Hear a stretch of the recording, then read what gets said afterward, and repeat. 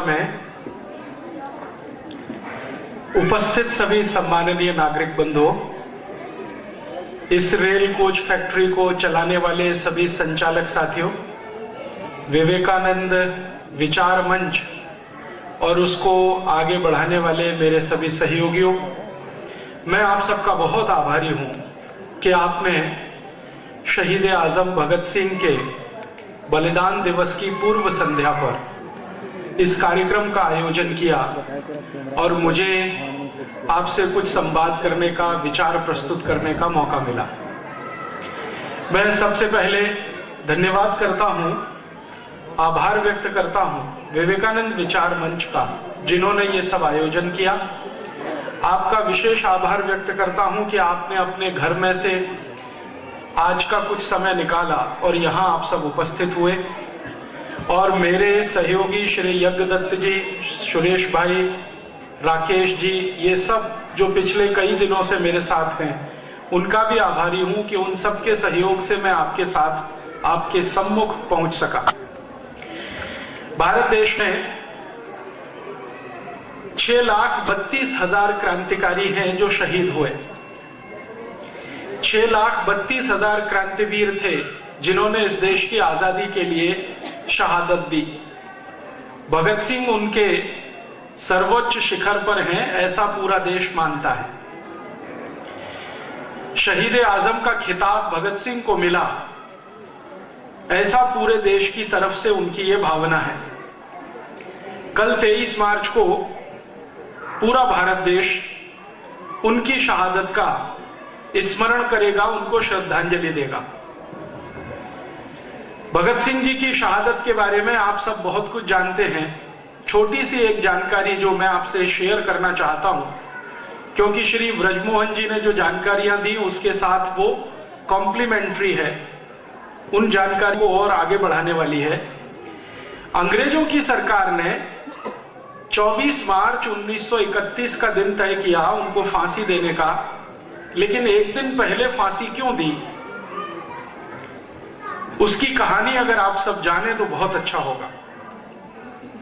अंग्रेजों की सरकार ने सरदार भगत सिंह को एक दिन पहले ही क्यों फांसी के फंदे पर लटका दिया, बिना किसी को बताए, बिना किसी को जानकारी दिए हुए? क्यों अंग्रेजों की सरकार ने अपने ही कानून और नियम का उल्लंघन किया भगत सिंह जी को फांसी देने में? नियम और कानून का उल्लंघन क्या था? आप जानते हैं कि अंग्रेजों की सरकार दुनिया के जिन भी देशों में चली और वहां पर उन्होंने फांसी देने के लिए जो नियम, कायदे, कानून बनाए, उनमें से एक नियम यह है कि किसी को भी फांसी दी जाती है तो सुबह के समय दी जाती है। सुबह का समय फांसी देने के लिए निश्चित किया हुआ है। दुनिया के सभी देशों में इसका पालन होता है। आपको थोड़े दिन पहले याद होगा, इराक के पूर्व राष्ट्रपति सद्दाम हुसैन को भी फांसी दी गई, तो सुबह का ही समय है। सारे दुनिया के सभी देशों में यह नियम लागू है और आज से नहीं, लगभग 100-125 वर्ष से। अंग्रेजों के देश में भी यही नियम था कि फांसी सुबह दी जाती है और दी जानी चाहिए। तो 24 मार्च को सुबह उनको फांसी देने का समय था, 6 बजे के आसपास, लेकिन 23 मार्च की रात को ही फांसी हो गई, बिना किसी को बताए। कारण इसके पीछे जानना चाहिए। मैंने भारत देश के जो शहीद हैं, भगत सिंह, ऊधम सिंह, चंद्रशेखर, सुभाष चंद्र बोस, अशफाक उल्लाह, तात्या टोपे, झांसी की रानी लक्ष्मीबाई, नाना फडणवीस, ऐसे 6,32,000 क्रांतिवीरों के बारे में कुछ दस्तावेज इकट्ठे किए हैं। और वो दस्तावेज भारत में नहीं मिले, लंदन से मिले, हाउस ऑफ कॉमन्स की लाइब्रेरी, अंग्रेजों की संसद में से। तो भगत सिंह जी के बारे में जो दस्तावेज मिला वो ये बताता है कि अंग्रेजों की सरकार बहुत घबराई हुई थी। भगत सिंह जी को फांसी होने से अंग्रेजों की सरकार बहुत घबराई हुई थी। मेरा माताओं बहनों से निवेदन है कि ये 2 बच्चे हैं, इनको या तो अपने पास बिठा लें। भगत सिंह जी को फांसी देने से अंग्रेजों की सरकार बहुत घबराई हुई थी, वो दस्तावेज ये बताते हैं। अंग्रेजों की संसद में विशेष अधिवेशन बुलाया गया और उस पर चर्चा हुई। चर्चा दो स्तर पर थी। एक तो यह था कि क्या भगत सिंह की फांसी को माफी दी जा सकती है। अंग्रेजों की संसद के अंदर कुछ सांसद थे जो ये बात कह रहे थे। उनका कहना क्या था? उनका कहना यह था कि अगर भगत सिंह जी को फांसी हो गई तो भारत में बगावत हो जाएगी और हिंदुस्तान में एक नहीं ऐसे हजारों भगत सिंह आ जाएंगे। अंग्रेजों की सरकार को उन सबको दबाना बहुत मुश्किल हो जाएगा। हम हिंदुस्तान में राज नहीं कर पाएंगे। हो सकता है कि हमको 1-2 महीने के अंदर ही भारत छोड़ना पड़ जाए, ऐसा उनको लगता था। कारण उसका क्या था? अंग्रेजों की सरकार के लिए जासूसी करने वाली एक संस्था जो उन्होंने भारत में बनाई थी, जो आज भी चलती है, जिसको आप बोलते हैं LIU, लोकल इंटेलिजेंस यूनिट, ये अंग्रेजों की बनाई गई संस्था है। तो LIU की रिपोर्ट जा रही थी यहां से नियमित रूप से। आप जानते हैं कि फांसी की सजा देने का फैसला तो हो गया था लगभग 2-2.5 साल पहले, और उन 2-2.5 सालों में लगातार यहां से रिपोर्ट जा रही थी LIU की, और वो रिपोर्ट ये कह रही थी कि अगर भगत सिंह जी को फांसी होती है तो सारे भारत में एक साथ बगावत होगी और अंग्रेजों को मुश्किल हो जाएगा राज चलाना। तो अंग्रेजों की संसद में इस बात का बहुत डर था। उसी समय संयोग से 1930 और 31 में महात्मा गांधी लंदन गए हुए थे अंग्रेजों की सरकार से वार्ता करने के लिए।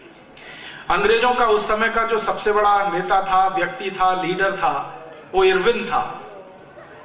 इरविन के साथ गांधी जी की बात जब चल रही थी तो इरविन ने गांधी जी को कहा कि आप अगर चाहें तो हम भगत सिंह की सजा को माफ कर सकते हैं।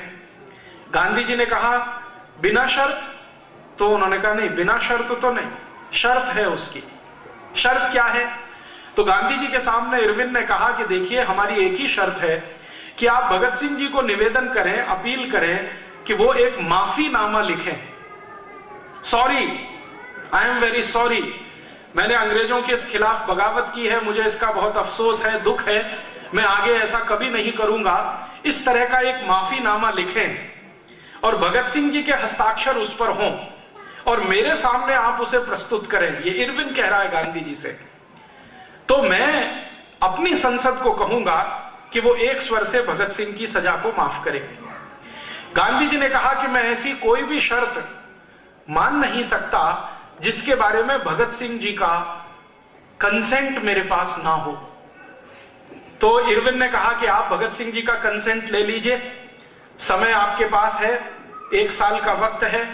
तो गांधी जी ने कहा कि मैं अभी तुरंत थोड़ी 2-4 दिन की आपसे मोहलत चाहता हूं, मैं एक टेलीग्राम करूंगा, मेरे एक मित्र को टेलीग्राम करूंगा, वो लाहौर सेंट्रल जेल में भगत सिंह जी को मिलेगा और आपने जो कहा है मैं वो भगत सिंह जी तक पहुंचाने की कोशिश करूंगा। अगर बात बनती है तो हम इस पर आगे जाएंगे। गांधी जी ने एक टेलीग्राम किया। भारत देश के एक अच्छे व्यक्ति, महत्वपूर्ण व्यक्ति, उनका नाम था तेज बहादुर सप्रू। इलाहाबाद हाई कोर्ट में बहुत ऊंचे वकील माने जाते थे, कश्मीरी थे।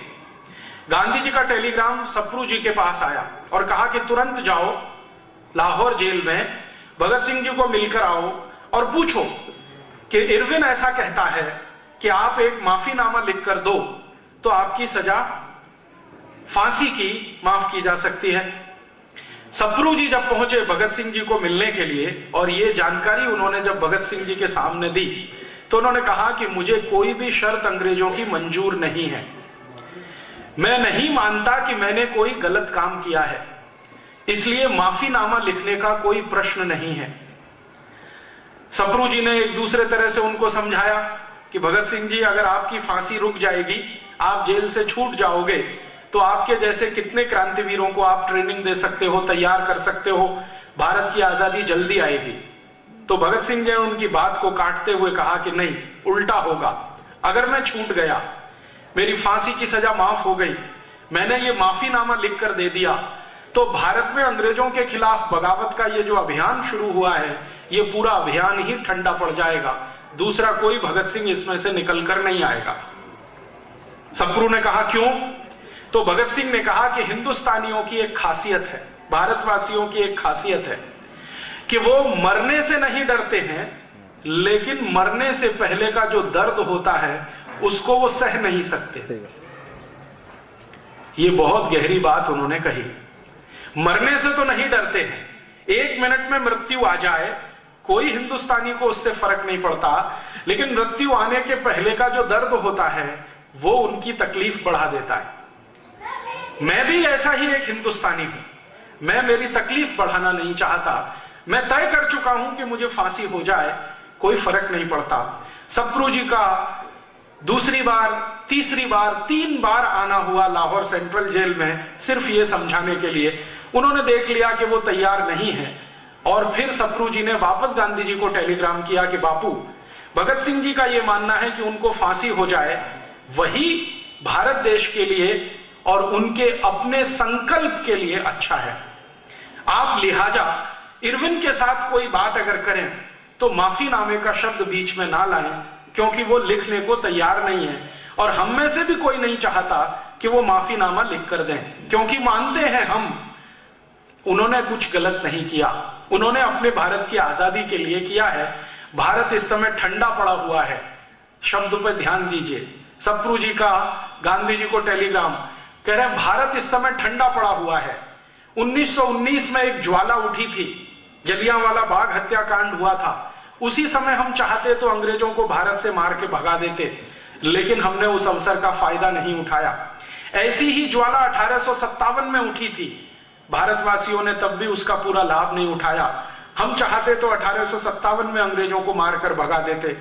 फिर वो कहते हैं ऐसी ही एक ज्वाला 1880 में उठी थी, हम चाहते तो 1880 में अंग्रेजों को मार भगा देते, लेकिन वो भी समय हमने गंवाया।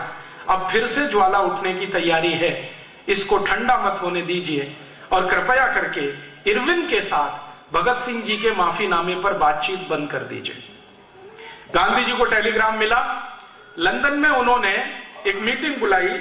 उस मीटिंग में वो सब क्रांतिवीर शामिल थे जो लंदन में रहकर भारत की आजादी की लड़ाई के लिए काम करते थे। उनके सबसे बड़े नेता थे श्यामजी कृष्ण वर्मा, आप सभी जानते हैं।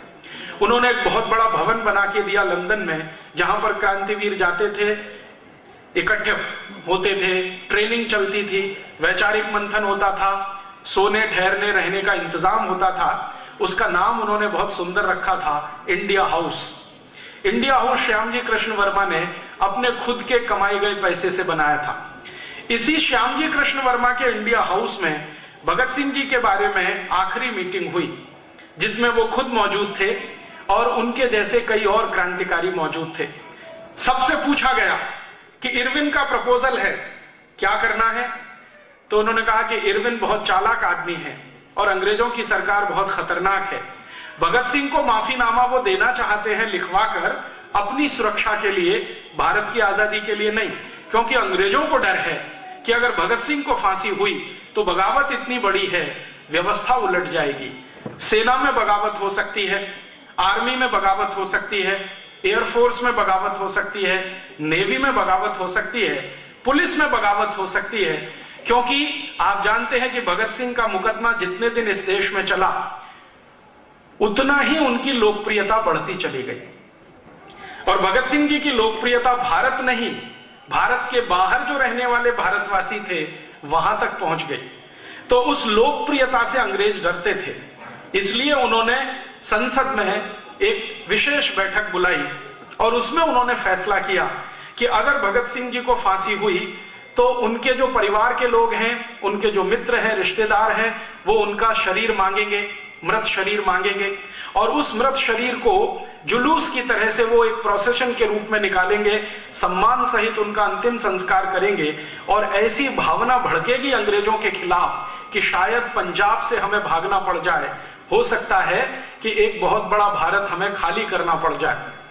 तो अंग्रेजों की संसद में जब ये सब तरफ से बहस हो गई, एलआईयू की रिपोर्ट भी आ गई और एलआईयू की आखिरी रिपोर्ट थी कि अगर भगत सिंह जी को फांसी होती है और उनका अंतिम संस्कार सम्मान के साथ नागरिकों को करने का मौका मिलता है, समय मिलता है, तो ये तय है कि पूरा पंजाब जलेगा और अंग्रेज सरकार बचा नहीं पाएगी अपने आप को, क्योंकि अंग्रेज सरकार के नीचे काम करने वाले जो हिंदुस्तानी हैं उन्होंने संकल्प ले रखा है कि वो बगावत शुरू करेंगे। एक एलआईयू ऑफिसर ने तो यहां तक लिख दिया कि 1857 में भारतवासियों से एक गलती हो गई थी, वो हमारे लिए बड़ी अच्छी हुई और भारतवासियों को भारी पड़ी। वो गलती क्या थी आप जानते हैं? 1857 का जो क्रांति वाला संग्राम था, उसको एक साथ शुरू करने का फैसला हुआ था और उसकी एक तारीख तय की गई थी। लेकिन हमारे भारत के अति उत्साही क्रांतिकारियों के कारण उस तारीख से लगभग 10-11 दिन पहले ही बगावत शुरू हो गई। तय हुआ था एक दिन, वो था 10 मई 1857, लेकिन कहीं पर 30 अप्रैल, कहीं पर 1 मई, कहीं पर 2 मई, इस तरह से अलग अलग बगावतें शुरू हो गई। बैरकपुर की छावनी में अलग तारीख को, कलकत्ता में अलग को, मेरठ में अलग, दिल्ली में अलग। तो ये जो अलग अलग शुरू हुआ, इससे अंग्रेजों ने आर्मी की ताकत से उसको दबा लिया। जो एक साथ 10 मई को शुरू होता तो अंग्रेजों की ताकत नहीं थी कि वो उसको दबा पाते।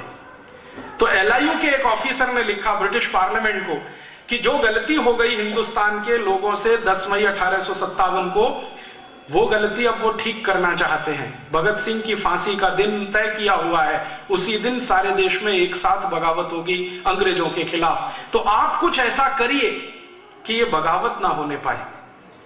तब अंग्रेजों की पार्लियामेंट में प्रस्ताव पारित करके भारत में अंग्रेजों के अधिकारियों को बोल दिया गया कि किसी भी तरीके से पता ना चले लोगों को, ऐसे करके फांसी दे दीजिए। तो यहां जेल के अधिकारियों ने लाहौर के सुपरिंटेंडेंट से कहा कि इसका एक ही विकल्प है कि हम एक दिन पहले रात में ही भगत सिंह को फांसी पर लटका दें। फिर सुपरिंटेंडेंट ने पूछा तो फिर उसने कहा कि फांसी पर लटकाने के 2-3 मिनट में मृत्यु हो जाएगी, हम उनके शव को लेके जाएंगे और जेल के बाहर कहीं भी कोई स्थान पर आग लगा के जला देंगे, रात भर में शव जल जाएगा, सुबह तक लोग जब आएंगे फांसी के समय पर, तब तक उनको राख मिलेगी। इस चालाकी और कुटिलता के साथ 23 मार्च की रात को उनको फांसी पर लटका दिया। और जैसे ही फांसी पर लटकाया तो मृत्यु होने के बाद उनके शव को एक ट्रक में रखकर जेल से बाहर निकाला और उस ट्रक को चलाने वाला जो ड्राइवर था उसको बताया नहीं गया कि इसमें क्या जा रहा है। उसको यह कहा गया कि तुमको ये ट्रक लेके जाना है, पीछे ट्रक में कुछ लोग बैठे हैं, उनसे बात नहीं करनी है, वो कुछ काम करेंगे, आपको उनके साथ कुछ सहयोग करना है, संवाद नहीं करना है। ट्रक के ड्राइवर को शक हो गया कि ऐसा क्या है कि मैं बात नहीं कर सकता। वो ट्रक का ड्राइवर अक्सर जेल के लिए सब्जियां लेके आता था, अक्सर जेल के लिए सामान लेके आता था। उसके मन में शक पैदा हो गया और उसने किसी तरह से यह जानने की कोशिश की कि आखिर मामला क्या है। जब उसने ट्रक को दौड़ाना शुरू किया, चलाना शुरू किया, तो एक जगह बहाने से उसने रोका कि कुछ इसमें टेक्निकल प्रॉब्लम हुई है, मुझे जरा ठीक करने में समय लगेगा। वो ट्रक से उतरा, घूमकर पीछे गया और उसने ये जानने की कोशिश की कि ये माजरा क्या है। तो उसको समझ में आ गया कि कोई मृत शरीर है जिसको मैं ट्रक में रख के ले जा रहा हूं। तो पीछे बैठे हुए सिपाहियों से उसने पूछा कि ये क्या है, कपड़े में लिपटा हुआ। तो उन्होंने कहा तुमको क्या लेना देना, नहीं मुझे जानकारी दे दो, तुम भी भारतवासी हो, मैं भी भारतवासी हूं, हमारी तकलीफ ये है कि पेट के लिए नौकरी करनी पड़ रही है अंग्रेजों की, तो बता दो ये क्या है। तब उनमें से एक व्यक्ति फूटा और उसने कहा कि ये भारत के सरदार भगत सिंह का शव है।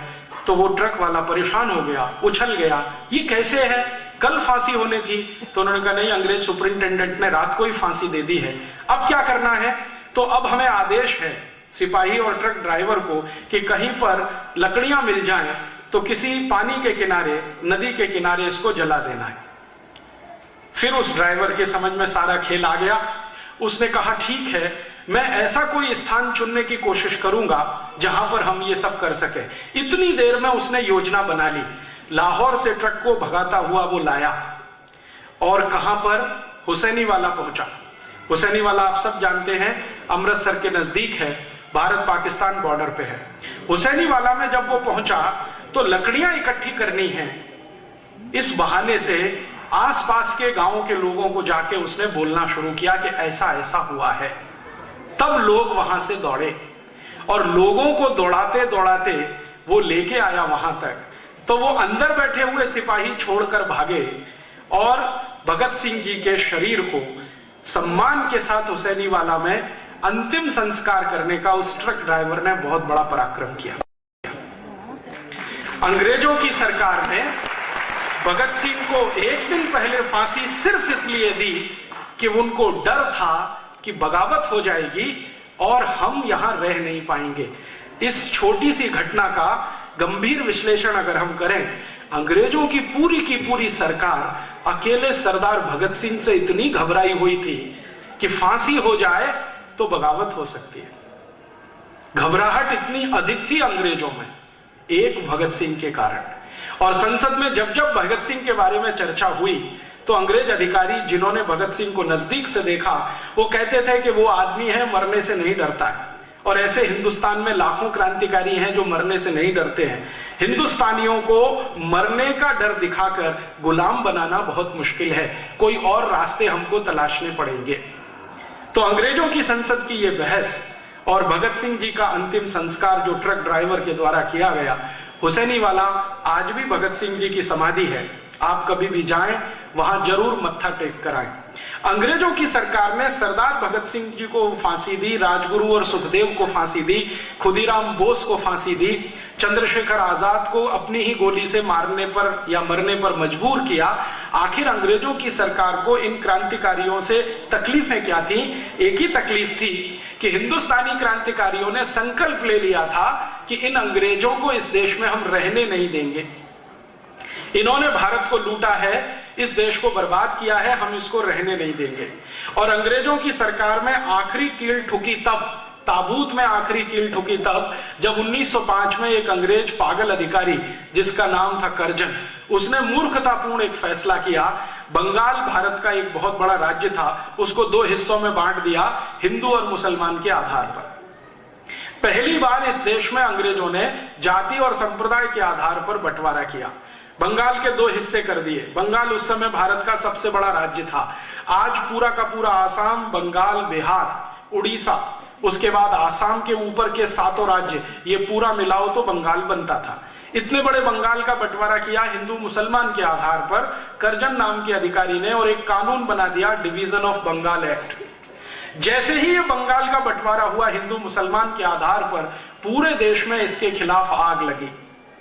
और इस आग को सबसे तेज फैलाने वाले जो व्यक्ति थे वो थे लाला लाजपत राय। उत्तर भारत में, पूर्वी भारत में इस आग को सबसे तेज फैलाने वाले थे विपिन चंद्र पाल, और पश्चिम और दक्षिण भारत में इस आग को सबसे तेजी से फैलाने वाले थे लोकमान्य बाल गंगाधर तिलक। ये तीन बड़े नेता थे उस समय भारत के।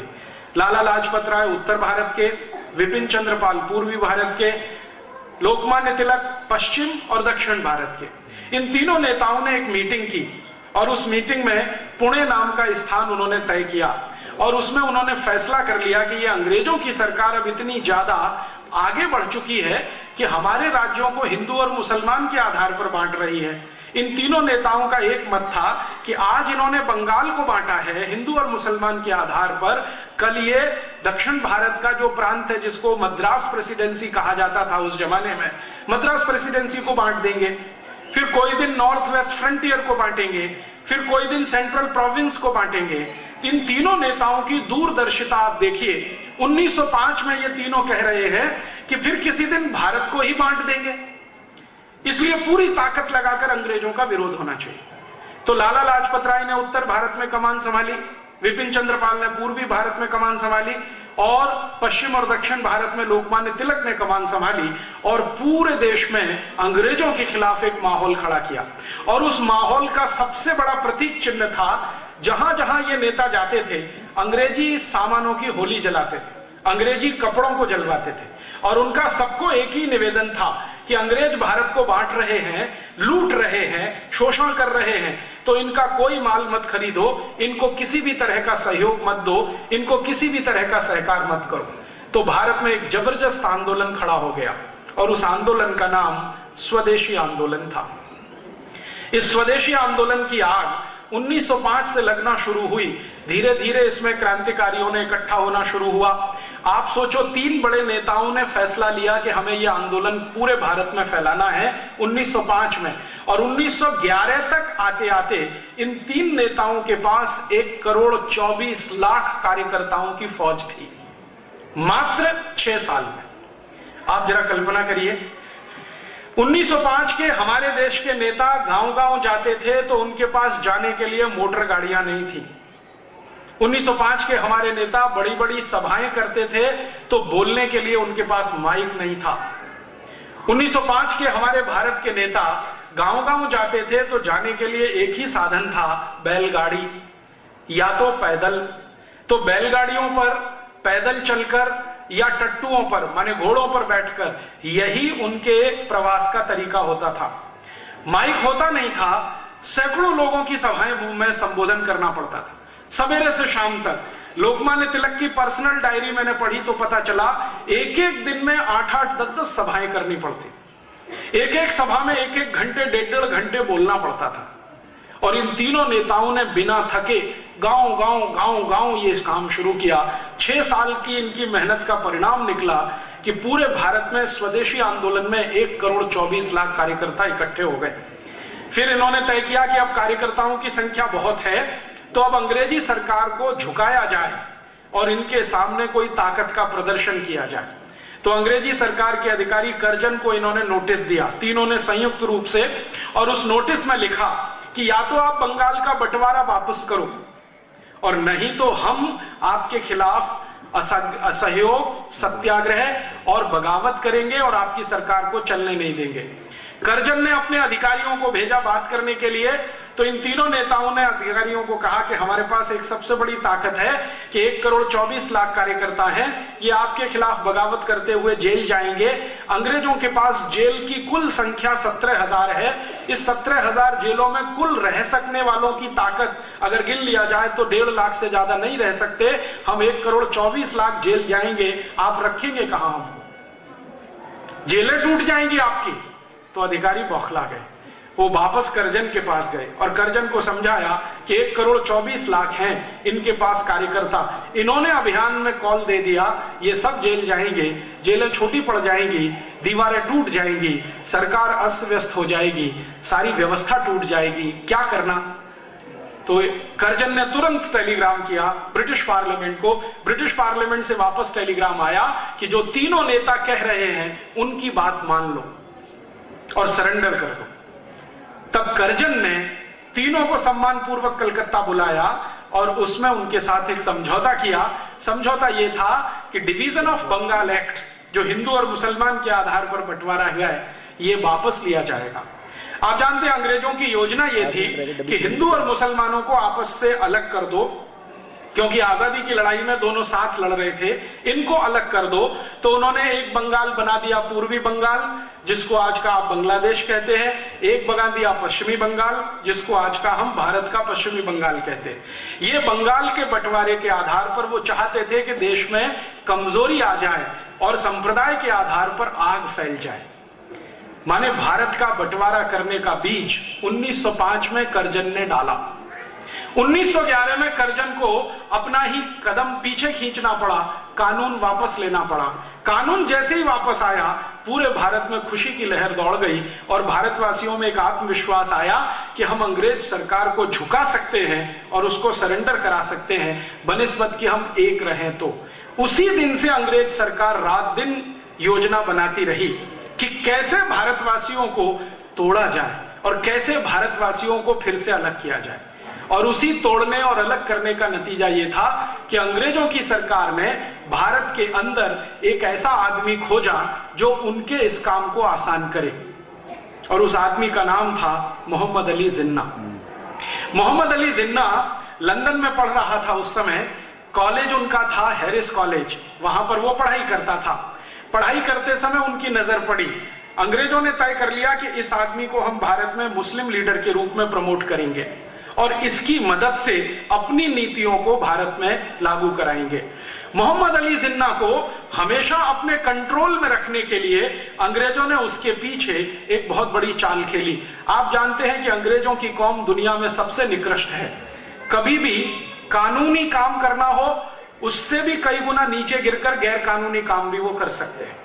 किसी राजा के साथ भारत में उन्होंने संधि की, अगले ही दिन उस संधि से पलट सकते हैं। तो जिन्ना को प्रमोट करने का तय किया और उसके पीछे अपना एक पिल्लू छोड़ दिया या एक एजेंट लगा दिया।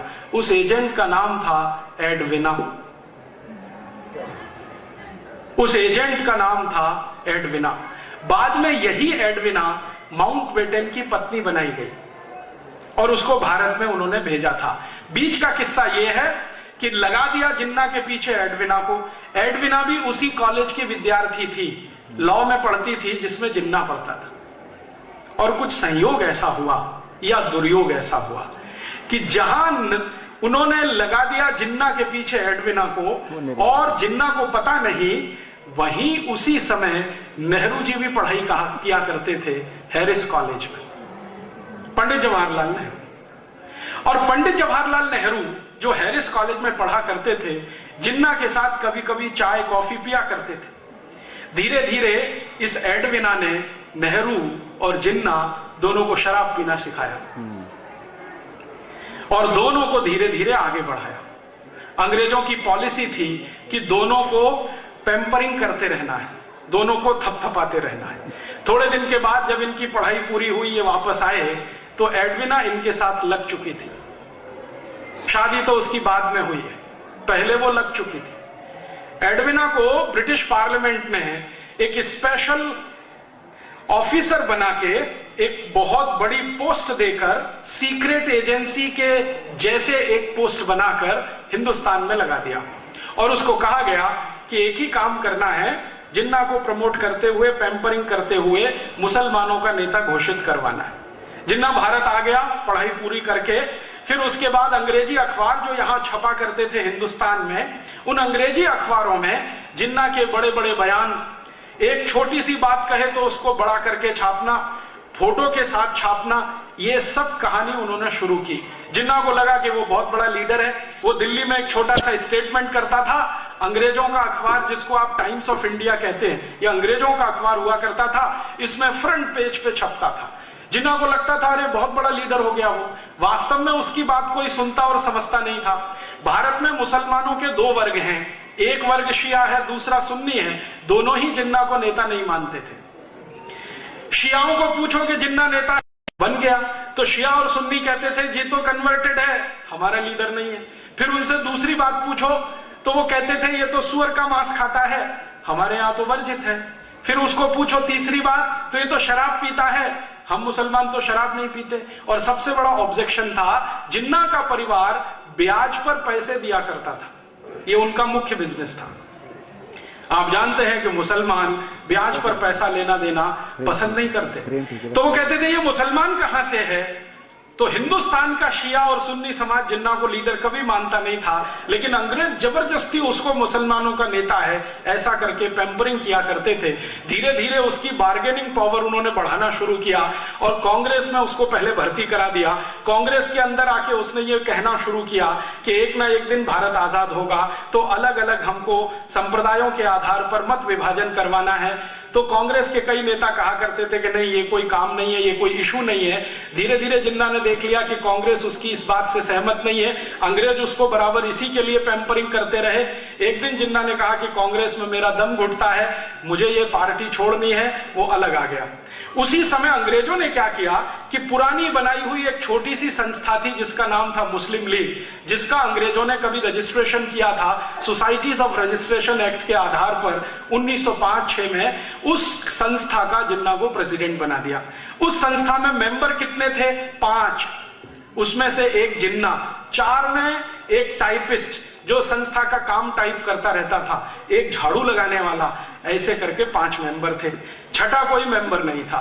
लेकिन यह संस्था का नाम ऐसा फैलाया, टाइम्स ऑफ इंडिया में पहले ही दिन जब मुस्लिम लीग का प्रेसिडेंट बना तो जिन्ना का इंटरव्यू आया। उसमें पूछा गया कि भाई आपका उद्देश्य क्या है? तो आजादी लेना। तो उसके बाद का उद्देश्य क्या है? तो भारत में मुसलमानों की सत्ता स्थापित कराना। तो वो कैसे संभव है? हिंदू तो मेजॉरिटी में है, तो जिन्ना ने कहा कि अगर संभव नहीं हुआ तो भारत का बंटवारा करना। इस तरह से वो आदमी बढ़ता गया, अंग्रेज उसको खाद पानी देते गए, उसमें बहुत सारा पैसा इन्वेस्ट करते गए। एक दिन ब्रिटिश पार्लियामेंट में बहस हुई कि हम जिन्ना पर इतना पैसा क्यों खर्च कर रहे हैं। आप जानते हैं जिन्ना का खर्चा करोड़ों रुपए का साल का ब्रिटिश पार्लियामेंट उठाती थी। तो ब्रिटिश पार्लियामेंट में एक सांसद ने सवाल उठा दिया कि जिन्ना के ऊपर इतना पैसा क्यों खर्च कर रहे हैं। तो अंग्रेजों का एमपी नहीं, प्राइम मिनिस्टर कहता है, क्लेमेंट आर एटली, एक दिन पार्लियामेंट में, और चर्चिल भी बाद में कहता है कि ये हमारा ट्रम्प कार्ड है, इसमें पैसा हम लगा रहे हैं ताकि जब चाहें तब इसको एनकैश कर सकें। और ये बात 1939 में कही विंस्टन चर्चिल ने, 1942 में कही क्लेमेंट आर एटली ने कि ये हमारा ट्रम्प कार्ड है, और सच में उन्होंने उसको ट्रम्प कार्ड की तरह से इस्तेमाल किया। 1942 का भारत छोड़ो आंदोलन जब सफल हो गया और अंग्रेजों ने देख लिया कि भारत के क्रांतिकारियों में बहुत बड़ी लहर पैदा हो गई है, भारत छोड़कर जाना ही पड़ेगा, और उससे भी ज्यादा महत्वपूर्ण बात यह थी कि सेकेंड वर्ल्ड वॉर में अंग्रेजों की इतनी पिटाई हो चुकी थी कि उनकी पूरी की पूरी कमर टूट गई थी, आर्थिक रूप से वो बहुत कमजोर हो गए थे, कारखाने उनके बहुत बुरी तरह से बंद हो गए थे, क्योंकि एक तो मंदी चल रही थी इंग्लैंड में और ऊपर से सेकेंड वर्ल्ड वॉर लड़ना पड़ा। सामने जो उनका दुश्मन था हिटलर, वो बहुत ताकतवर था, इसलिए अंग्रेजों की कमर टूटी हुई थी। तो उन्होंने कहा अब ये दो देशों को हम संभाल पाए ये संभव नहीं है, भारत को छोड़ना ही पड़ेगा अगर हम अपने को बचाना चाहते। तो उन्होंने 1942 के अंत में ही तय कर लिया था कि अब हम भारत को छोड़ देंगे। बाद में घोषणा भी कर दी 45 में कि भारत को छोड़ देंगे। जैसे ही भारत को छोड़ने की बात आई तो जिन्ना को फिर आगे कर दिया कि अब तुम डिमांड करो। जिन्ना ने कहा कि ठीक है, मुझे पाकिस्तान चाहिए, पाकिस्तान चाहिए, इससे कम पर कोई समझौता हो सकता है। कांग्रेस के नेताओं ने जिन्ना से पूछा तो उसने कहा हां हो सकता है। क्या हो सकता है? मुझे भारत का प्रधानमंत्री बना दो, इस पे समझौता हो सकता है। तो कांग्रेस के नेताओं ने पूछा कि अगर तुम प्रधानमंत्री बनो तो पाकिस्तान छोड़ दोगे? हां छोड़ दूंगा, मुझे प्रधानमंत्री बना दो, मैं पाकिस्तान की मांग छोड़ दूंगा। कांग्रेस वर्किंग कमेटी की मीटिंग हुई, उसमें यह बात रखी गई कि जिन्ना बोलता है कि उसको प्रधानमंत्री बनाना है, तो नेहरू जी ने कहा कि मैं उसको प्रधानमंत्री तो क्या अपने ऑफिस का चपरासी नहीं बना सकता। तो कांग्रेस वर्किंग कमेटी के नेताओं ने कहा कि आप उसके साथ इतनी घृणा क्यों है? आप बोलते हैं कि उसको ऑफिस का चपरासी नहीं बना सकते, वो आदमी कह रहा है कि प्रधानमंत्री बना दो तो मैं पाकिस्तान नहीं मांगूंगा। तो हमारे लिए तो यह सौदा अच्छा है कि पाकिस्तान ना बने और वो थोड़े दिन के लिए प्रधानमंत्री हो जाए। तो कांग्रेस वर्किंग कमेटी में कई नेताओं ने ऑब्जेक्शन लिया नेहरू जी के सामने। गांधी जी के पास बात पहुंची। गांधी जी के पास एक व्यक्ति आया करता था जो जिन्ना का फैमिली डॉक्टर था। उसने एक दिन आके गांधी जी को कहा कि बापू, ये आदमी ज्यादा दिन जिंदा नहीं रहेगा, मरने वाला है। कैसे? इसको पीठ में भयंकर ट्यूबरकुलोसिस हो गया है। उम्र कितनी है? गांधी जी ने पूछा। तो उसने कहा मेडिकल साइंस के जितने फैक्ट्स एंड फिगर हैं उसका हिसाब जोड़ू तो ये 8 महीने से ज्यादा जिंदा नहीं रहेगा। गांधी जी ने कांग्रेस वर्किंग कमेटी की मीटिंग बुलाई और कहा कि जिन्ना को प्राइम मिनिस्टर बना दो। तो फिर प्रश्न उठा क्यों? तो गांधी जी ने कहा बचेगा नहीं, ज्यादा दिन की उम्र नहीं है, मरेगा, कम से कम भारत तो बंटवारा नहीं होगा। और गांधी जी को इसमें इंटरेस्ट क्या था? आप जानते हैं गांधी जी ने एक स्टेटमेंट कर दिया था पब्लिकली कि पाकिस्तान बनेगा तो मेरी लाश पर बनेगा। तो गांधी जी ने कहा कि मेरी तो ये कमिटमेंट है कि मैं पाकिस्तान नहीं बनने दूं। तो कांग्रेस वर्किंग कमेटी के सामने गांधी जी समझा रहे हैं कि 8 महीने में मर जाएगा, ट्यूबरकुलोसिस हो गया है, पीठ का ट्यूबरकुलोसिस है, बन जाने दो। तो नेहरू ने कहा मैं तो तुम डिप्टी प्राइम मिनिस्टर बन जाओ। तो फिर बाकी नेता खड़े हो गए, मैं। तो गांधी जी ने कहा कोई फाइनेंस मिनिस्टर हो जाओ, कोई कुछ हो जाओ, कोई कुछ हो जाओ, प्राइम मिनिस्टर इसको हो जाने दो। तब नेहरू ने फिर कहा गांधी जी से, और वो आप सुनिए, और वो रिकॉर्ड की बात है, कोई साधारण बात नहीं है, फिर आपको समझ में आएगा कि भारत के बंटवारे का जिम्मेदार कौन है। नेहरू जी ने कहा कि बापू, अगर जिन्ना प्रधानमंत्री बनेगा तो मैं कांग्रेस को तोड़ दूंगा,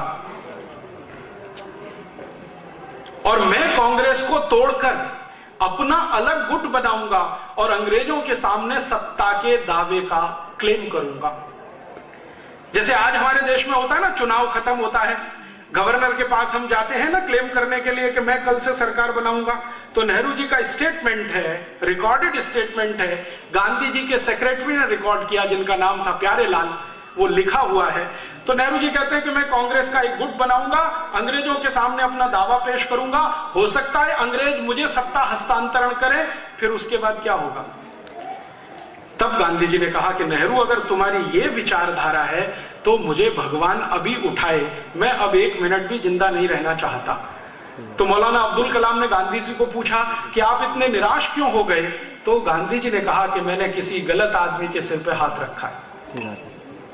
गलत आदमी माने पंडित जवाहरलाल नेहरू। फिर गांधी जी ने अपने सेक्रेटरी प्यारेलाल को कहा कि ये नेहरू और जिन्ना में इतनी घृणा क्यों है।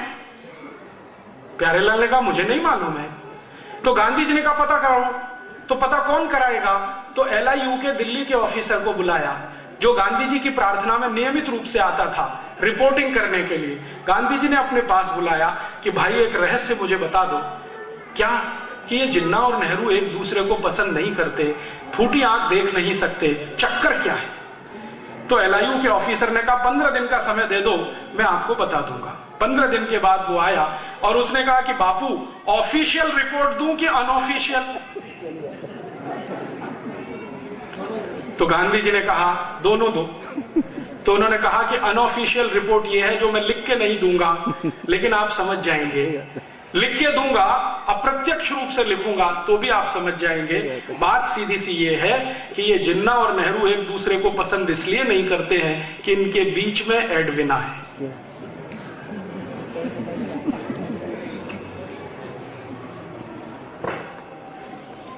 अब आप इसमें से अगर निष्कर्ष निकालना चाहें तो भारत का बंटवारा एक स्त्री के कारण हुआ, एक औरत के कारण हुआ, और वो थी एडविना। नेहरू भी उससे लगा हुआ, जिन्ना भी लगा हुआ, और एडविना इतनी चालाक दोनों को हैंडल करती थी, दोनों को हैंडल करती। और इन दोनों को तैयार किया उसने, नेहरू को और जिन्ना को, दोनों को। आपको एक घटना सुनाता हूं जो आर्काइव्स के रिकॉर्ड में दर्ज है। किसी दिन ये रिकॉर्ड्स खुलेंगे तो देश में विस्फोट होगा। 3 जुलाई 1947 को एडविना और उसका पति, तथाकथित पति, सो कॉल्ड माउंटबेटन, क्योंकि माउंटबेटन एडविना के साथ कभी बेडरूम में सोया नहीं जितने दिन वो भारत में रहा। तो कौन सोता था आप सब जानते हैं। माउंटबेटन तथाकथित पति एडविना का 3 जुलाई 1947 को अपनी पत्नी को बुलाता है और कहता है कि मैं जा रहा हूं शिमला। क्यों जा रहे हैं। अंग्रेजों के यहां से चिट्ठी आ गई है पार्लियामेंट से कि जल्दी से भारत का बंटवारा करने के लिए तैयारी करो, दोनों देशों को अलग अलग करना है। चिट्ठी आ गई है, मुझे इस पर कुछ काम करना है। तो एडविना ने पूछा काम क्या करना है। तो उनका मैं जा रहा हूं शिमला, तुम दोनों को लेके मेरे पीछे आओ। दोनों माने नेहरू और जिन्ना, इसको लेके आओ। तो एक ही दिन लाना है, नहीं नहीं अलग अलग दिन लाना है। तो पहले पहुंच गया माउंटबेटन, पीछे से एक दिन लेके गई वो नेहरू को। नेहरू को शाम को ही इशारे इशारे में कहा गया कि आपको बंटवारे के पेपर्स पर हस्ताक्षर करने हैं। नेहरू ने कहा कि मैं नहीं कर सकता। क्यों नहीं कर सकते। तो कांग्रेस वर्किंग कमेटी में मुझे पूछना पड़ेगा। तो कांग्रेस वर्किंग कमेटी में बाद में कहना, पहले हस्ताक्षर कर दो। तो नेहरू ने कहा नहीं। और ये सब थोड़ी देर चला वार्तालाप। थोड़ी देर के बाद एडविना ने आर्म ट्विस्टिंग किया, और वो आर्म ट्विस्टिंग ये था कि मिस्टर नेहरू, अगर आप अभी साइन नहीं करते हैं तो मुझे कुछ फोटोग्राफ्स भारत की प्रेस में रिलीज करने पड़ेंगे। सही बात है। और वो फोटोग्राफ्स क्या थे। एडविना के साथ शराब पीते हुए, एडविना के साथ डांस करते हुए, एडविना के साथ पता नहीं क्या क्या करते हुए। एडविना इतनी चालाक महिला थी कि अंतरंग क्षणों को उसने फोटोग्राफी से उतरवा के रखा हुआ था, कभी भी इस्तेमाल करने के लिए। नेहरू जी परेशान हो गए कि अगर ये फोटोग्राफ्स रिलीज हो गए तो क्या होगा। इमीडिएट वो तैयार हुए और 3 जुलाई को सवेरे 2:30 बजे उन्होंने सिग्नेचर कर दिए। दिल्ली भागकर आए, कांग्रेस वर्किंग कमेटी की मीटिंग बुलाई और कहा कि मैंने तो भारत का बंटवारा स्वीकार कर लिया। तो कांग्रेस वाले परेशान हो गए कि आपने बिना हमसे पूछे। तो उन्होंने कहा हाँ, परिस्थिति कुछ ऐसी थी कि मैंने वो बंटवारा स्वीकार कर लिया। क्या परिस्थिति थी, तो सच नहीं बताया, बताया कि वो जिन्ना अड़ा हुआ था और भारत के साथ बार्गेनिंग करने की कोशिश कर रहा था, इतना एरिया मुझे पाकिस्तान में दो, ये सब बातें बता के वर्किंग कमेटी को कन्विंस किया। तो वर्किंग कमेटी ने कहा कि गांधी जी को बताया, तो उन्होंने कहा गांधी जी को बताने की जरूरत नहीं है। क्यों जरूरत नहीं है? तो नेहरू जी का सेंटेंस सुनिए, ये बुढ़ा खूसट, इसका दिमाग खराब हो गया है, इसको बताने से क्या फायदा। लेकिन बात तो पहुंची गई गांधी जी तक। गांधी जी ने फिर वर्किंग कमेटी की मीटिंग बुलाई और इस वर्किंग कमेटी की मीटिंग में आखिरी बार उन्होंने कहा कि देखो, नेहरू ने हस्ताक्षर तो कर दिए हैं, लेकिन मैं भारत के नागरिकों की तरफ से इसको मान्यता अगर ना दूं तो अंग्रेजों की सरकार परेशान हो जाएगी, लेकिन तुम सब तय कर लो कि नेहरू को रखना है या बाहर करना है। तो वर्किंग कमेटी में फूट पड़ गई, कुछ लोगों ने समर्थन कर दिया, कुछ लोगों ने विरोध कर दिया। सरदार पटेल उस समय खामोश हो गए, मौन हो गए, उन्होंने अपना ओपिनियन नहीं बताया, तो कई लोगों ने उसका अपना अपना अलग अर्थ लगाया। फिर गांधी जी ने कहा कि फिर ठीक है, तुमको जो करना है वो करो, मेरे पास आज से आना बंद कर दो। वो आखिरी दिन था। उसके बाद गांधी जी ने कांग्रेस वर्किंग कमेटी की मीटिंग में जाना और उनको अपने पास बुलाना बंद कर दिया और उसके 10-12 दिन के अंदर 3 जुलाई से लेकर 17 जुलाई 1947 के बीच में इन्होंने बहुत सारे वो काम कर दिए कि बंटवारे में कौन सा हिस्सा पाकिस्तान जाएगा, कौन सा भारत रहेगा, आर्मी का बंटवारा कैसे होगा, लोगों का बंटवारा कैसे होगा, पैसे का बंटवारा कैसे होगा, वो सब फॉर्मूले तय कर लिए। अंग्रेजों ने एक अधिकारी भेज दिया, उस अधिकारी ने बाउंड्री लाइन तय कर लिया और उसके बाद सब कुछ तय होकर 14 अगस्त रात 12 बजे उन्होंने भारत को तथाकथित आजाद कर दिया, 2 टुकड़े करके, भारत और पाकिस्तान। मैं आपसे बहुत विनम्रता पूर्वक कहने आया वो ये कि भारत और पाकिस्तान का बंटवारा कोई वैचारिक आंदोलन का परिणाम नहीं था। भारत और पाकिस्तान का बंटवारा कोई बहुत बड़े युद्ध क्रांति का परिणाम नहीं था। भारत और पाकिस्तान का बंटवारा 2 नेताओं के चरित्र से उतर जाने का दुष्परिणाम था।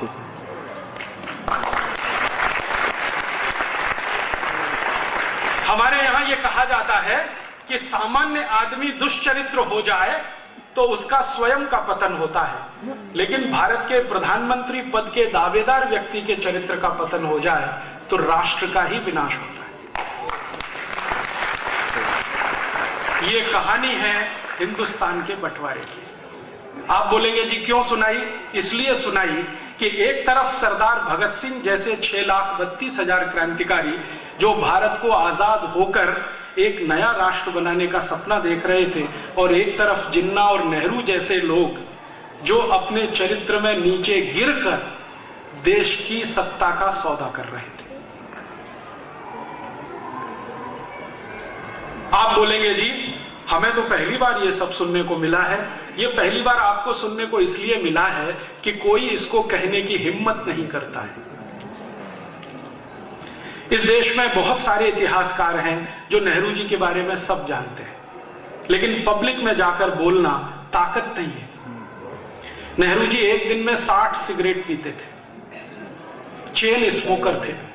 एक सिगरेट छूटे तो दूसरी चालू, दूसरी छूटे तो तीसरी चालू। जिन्ना एक दिन में 72 सिगरेट पीता था। दोनों एक ही ब्रांड की शराब पीते थे। पेरिस में, फ्रांस में एक शराब बनती है जिसका नाम है कॉइएक। उस जमाने में उसकी एक बोतल 16,000 रुपए की आती थी और उस जमाने का 1 रुपया आज के 300 रुपए के बराबर है। तो दोनों की शराबें पेरिस से आती थी। कपड़े धुलने के लिए पेरिस जाया करते थे। सिगरेट पीना, शराब पीना और मांस का खाना खाना। जिन्ना सुअर का मांस खा लेता था, नेहरू जी गाय का भी मांस खा लेते थे। इसका पता कैसे चला? जैसे ही देश के बंटवारे हुए तो बंटवारे के तुरंत बाद कांग्रेस के कुछ नेताओं ने नेहरू जी के सामने एक प्रस्ताव लाया कि नेहरू जी, आपने लाहौर में एक भाषण दिया था और बोला था कि मैं कभी भारत का प्रधानमंत्री बन गया या मेरे हाथ में देश की बागडोर आई तो गाय की हत्या बंद करने वाला कानून 1 मिनट में बनाऊंगा। अब देश के आप प्रधानमंत्री बन गए हैं, गो हत्या बंद करने का कानून तो बना दो। तो नेहरू जी का बहुत मुस्कुराते हुए उत्तर था कि वो पहले की बात थी, अभी की थोड़ी। तो उसने पूछा क्यों? क्या तकलीफ है आपको? गोरक्षा का कानून बन जाना चाहिए इस देश में, क्या तकलीफ है आपको? तो नेहरू जी ने कहा मेरे लंच का क्या होगा? और नेहरू जी का सेक्रेटरी जिसका नाम था जॉन मथाई, वो लिख कर गया है कि नेहरू जी के लंच में बीफ चलता था। बीफ का मतलब होता है गाय का मांस, वो खुद गाय का मांस खाते थे और अपने को कश्मीरी पंडित कहा करते थे। नेहरू जी की इन दो छोटी सी दुष्चरित्रताओं ने पूरे देश में सत्यानाश कर दिया। क्या सत्यानाश हुआ? अंग्रेजों को पता था कि ये आदमी ऐसा है जिसको हम चाहें तो घुमा सकते हैं। क्यों? जिसको चरित्र में कमजोरी आ जाती है, जो लंगोट से पक्का नहीं होता है, उसको चाहे वो घुमा सकता है। ये दुनिया में सबसे बड़ा उसूल है सार्वजनिक सामाजिक काम करने वालों के लिए। जो लंगोट का पक्का नहीं होता है, उसको चाहे वो घुमा सकता है। तो अंग्रेजों को पता चल गया कि ये तो बहुत कच्चा आदमी है, तो उन्होंने उस कच्चे आदमी के कच्चेपन का भरपूर फायदा उठाया और संसद में बार बार भाषण हुआ। एटली बोलता है, चर्चिल बोलता है कि चिंता मत करो, नेहरू के हाथ में सत्ता है, हम जो चाहेंगे वही होगा। तो आप चाहेंगे तो क्या होगा? तो चर्चिल ने कहा कि चिंता मत करो, भारत से हम लौटने के बाद भी भारत में वही होगा जो हम चाहेंगे।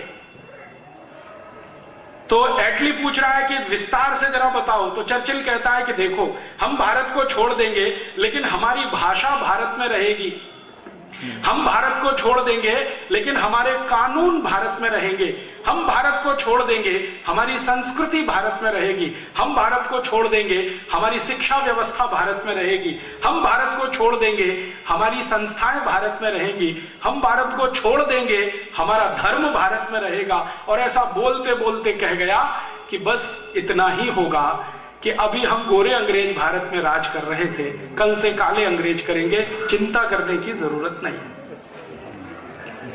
और आप जानते हैं, आजादी मिलने के बाद नेहरू जी का जो पहला भाषण हुआ भारत की संसद में, वो संसद के अंदर रिकॉर्डेड है, 3.5 घंटे का स्पीच है, जिसमें नेहरू जी कह रहे हैं कि भारत की आजादी के बाद हमें भारत चलाना है तो इन्हीं अंग्रेजों की मदद लेनी पड़ेगी जिन्होंने अब तक भारत चलाया है। इसलिए मैं संसद में ये अनाउंस करता हूं कि अंग्रेजों की बनाई गई प्रशासनिक व्यवस्था जैसी की तैसी ही चलेगी।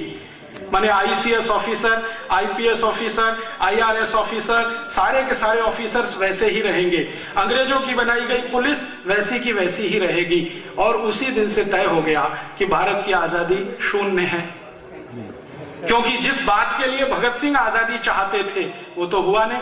भगत सिंह का सपना क्या था? 28 सितंबर 2007 को भारत की सरकार भगत सिंह के डायरी के बहुत सारे पन्ने पब्लिश करने जा रही है, जो आपको पढ़ने को मिलेंगे, जो अब तक छुपा के रखे गए, जानबूझकर छुपा कर रखे गए। कुछ ऐसे पन्ने हैं भगत सिंह की डायरी के जो देश के सामने आने चाहिए थे 50 साल पहले, लेकिन नहीं लाए गए। क्यों?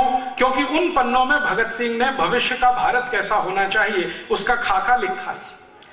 भगत सिंह लिखते हैं कि आजादी के बाद भारत में अंग्रेजों के कानून नहीं चलेंगे, अंग्रेजी पुलिस व्यवस्था नहीं चलेगी, अंग्रेजी न्याय व्यवस्था नहीं चलेगी।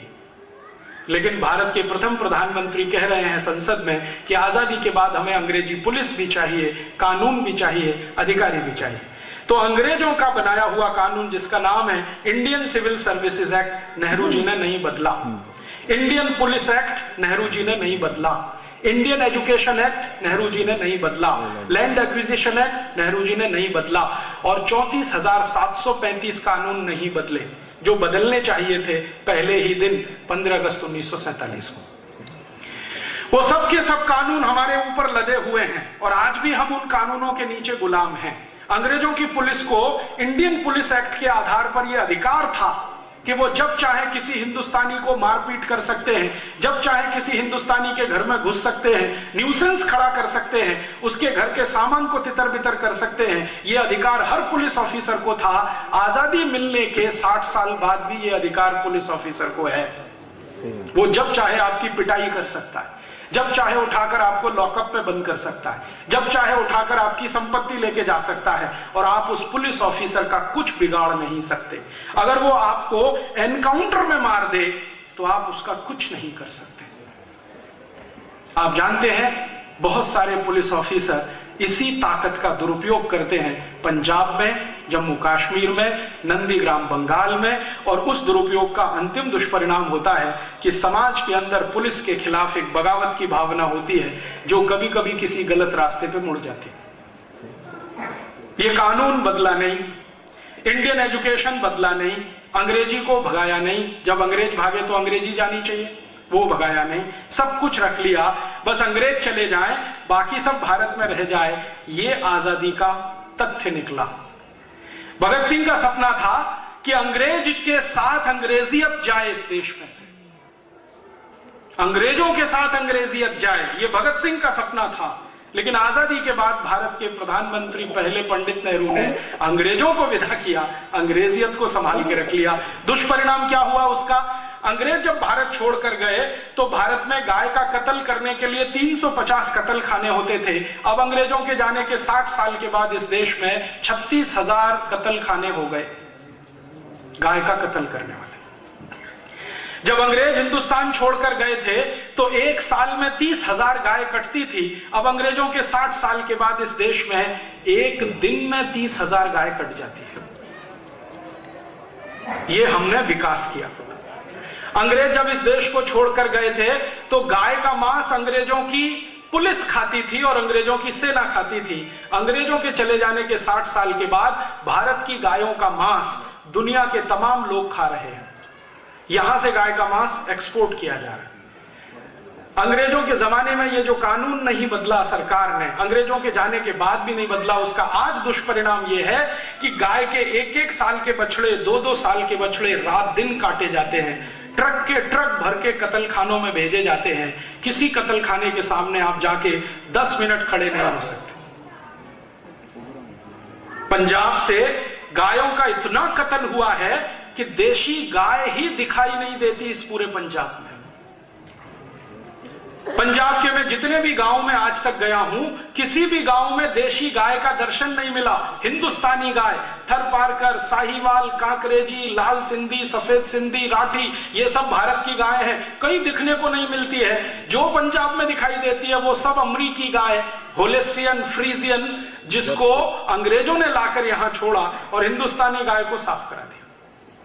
और ये सिर्फ पंजाब का हाल नहीं है, पूरे हिंदुस्तान में यही हो रहा है। देशी गाय का बड़े पैमाने पर कत्ल।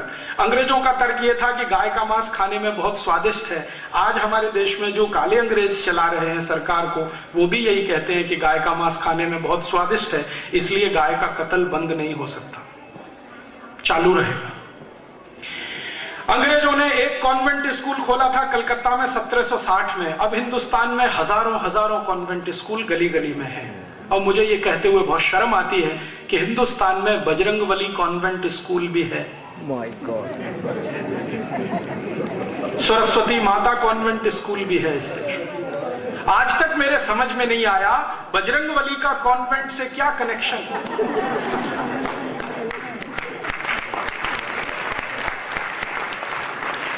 और जो कॉन्वेंट चलाने वाले हैं उनको मैं रोज पूछता हूं कि भैया ये बजरंगबली कौन से कॉन्वेंट में पढ़ने गए थे जो तुमने बजरंगबली कॉन्वेंट स्कूल चला दिया?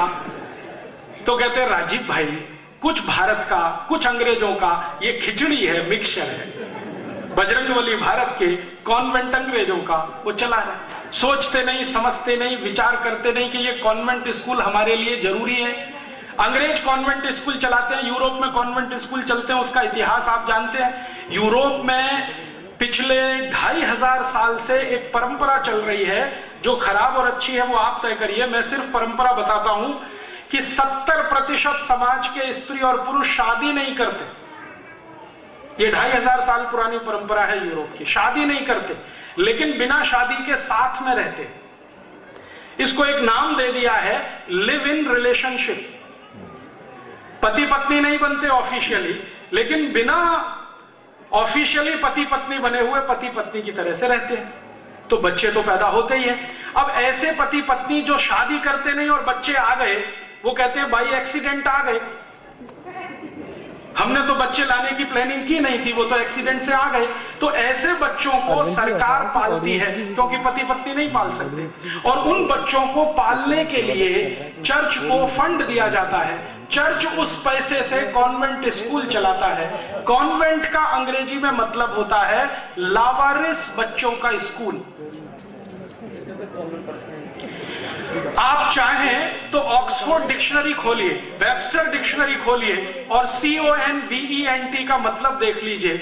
CONVENT का मतलब है लावारिस बच्चों का स्कूल, जिनके बाप का पता नहीं, जिनकी अम्मा का पता नहीं, ऐसे बच्चों का स्कूल।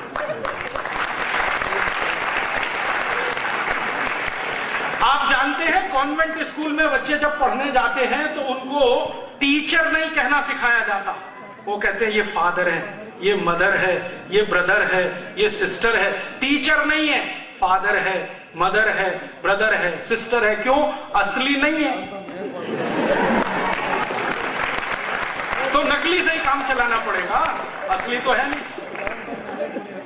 अब मुझे अपना सिर पीटने का मन करता है कि जो कॉन्वेंट स्कूल चलाए जाते हैं बिना माँ बाप के बच्चों के, उन कॉन्वेंट स्कूलों में अच्छे खासे माँ बाप के बच्चे पढ़ते हैं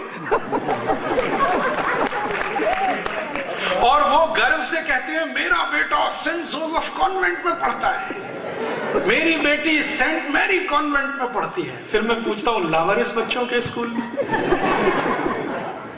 तो थोड़ी देर के लिए परेशान हो जाते हैं। फिर जब मैं उनको डिक्शनरी खोल खोल के दिखाता हूं, पढ़ पढ़ के सुनाता हूं, तो कहते राजीव भाई क्या करें, अच्छी शिक्षा देनी है तो मजबूरी का कुछ समझौता करना है। मैं उनसे कहता हूं कि आप क्या समझौता कर रहे हैं, जरा सोचो तो सही। हमारे भारत की परंपरा है कि किसी भी बेटे या बेटी की दो माताएं हो सकती हैं, बाप दो नहीं होते। आप जानते हैं भारत की परंपरा, भगवान कृष्ण की दो माताएं, एक ने जन्म दिया, एक ने पाला। भगवान राम की तीन माताएं, कैकेयी, सुमित्रा, अतिरिक्त माता, मूल माता कौशल्या। आप पुराने जमाने से ढूंढना शुरू करो तो हर एक महान व्यक्ति की दो तीन माताएं मिल जाएंगी। राणा प्रताप की दो माताएं, एक पन्ना धाय जिसने दूध पिलाया और एक असली मां जिन्होंने जन्म दिया। शिवाजी की दो माताएं। तो भारत में ऐसी परंपरा हजारों साल से है, माताएं दो हो सकती हैं, तीन हो सकती हैं, बाप एक ही होता है। लेकिन कॉन्वेंट स्कूल में पढ़ने वाले बच्चों के दो दो बाप होते हैं।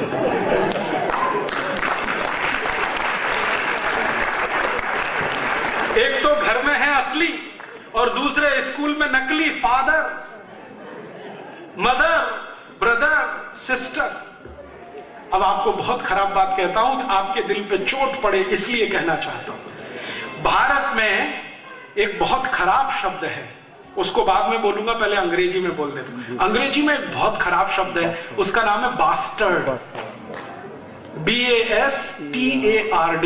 इस बास्टर्ड शब्द को अगर आप खोल के देखो डिक्शनरी में, ऑक्सफोर्ड में या चैम्बर्स में या वेबस्टर में, तो इसका अर्थ है ऐसा लड़का जिसके दो बाप, उसको बास्टर्ड कहते हैं। हमने अपने अच्छे खासे बेटे बेटियों को कॉन्वेंट में भेज भेज के बास्टर्ड बना दिया और हम बड़े गर्व से कह रहे हैं कि हमारी बेटी, हमारा बेटा कॉन्वेंट में पढ़ता है। क्या हुआ हमारे दिमाग को? खराब हो गया है क्या? नेहरू जी का दिमाग खराब हुआ एडविना के कारण, समझ में आता। आपको क्या हो गया?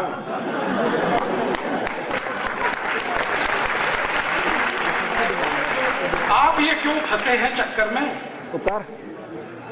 मेरी विनती है आप सभी को, अगर जो भगत सिंह की सच्ची श्रद्धांजलि अर्पित करना चाहते हैं तो भगत सिंह जी की जो छपने जा रही है डायरी, 28 सितंबर को छप जाएगी, जरूर खरीद के पढ़ना। उसमें उनके विचार हैं कि अंग्रेजों के जाने के साथ अंग्रेजी शिक्षा जानी चाहिए, हमें वो नहीं चाहिए।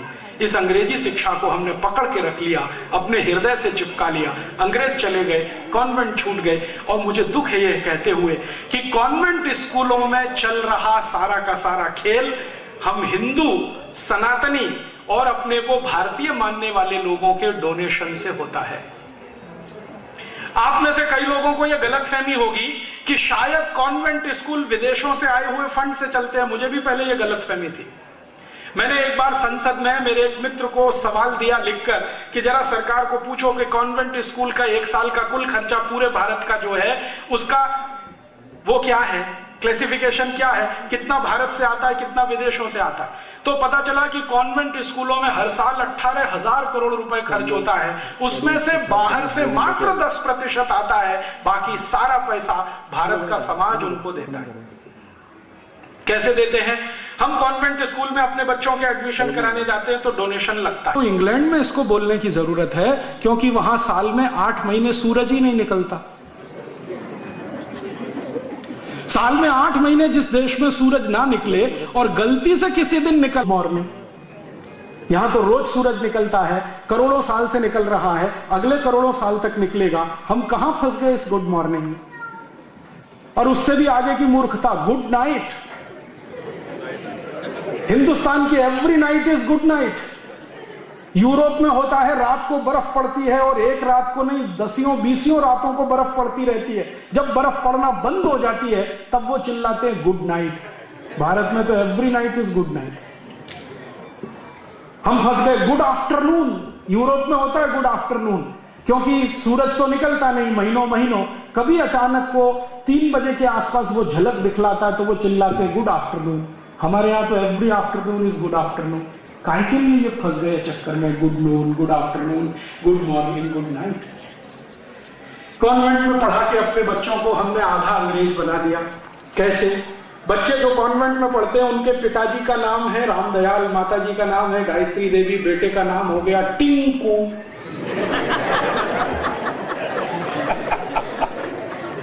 मेरे समझ में नहीं आता कि ये रामदयाल और गायत्री देवी का टिंकू कहां से आया। टिंकू का अर्थ समझते हैं? फिर से डिक्शनरी खोली ऑक्सफोर्ड की, वेबस्टर की। टिंकू का अर्थ है आवारा लड़का।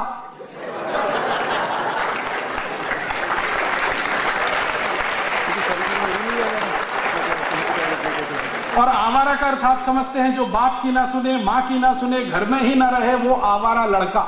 सीधा साधा भोला भाला आपका बेटा, आप उसको टिंकू टिंकू टिंकू टिंकू बोल बोल के ही बनाने वाले हैं आवारा।